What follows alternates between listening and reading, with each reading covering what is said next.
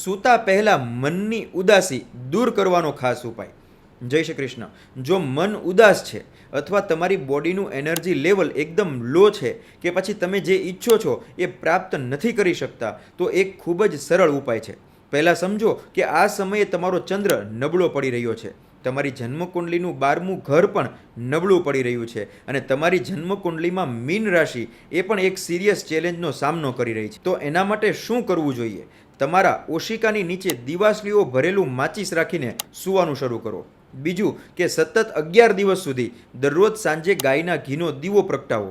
તેમાં 1 ચપટી કાળા તલ ઉમેરો અને કોઈ પણ શિવ મંદિરમાં શિવલિંગની સામે એ દીવો પ્રજ્વલિત કરવાનું શરૂ કરો. ફક્ત આ 2 સરળ ઉપાયો તમને ફક્ત ઉદાસીમાંથી જ દૂર કરવામાં નહીં, પણ તમારા જીવનમાં નવી ઉર્જાનો પ્રવાહ જોડવામાં પણ મદદ કરશે. જય શ્રી કૃષ્ણ.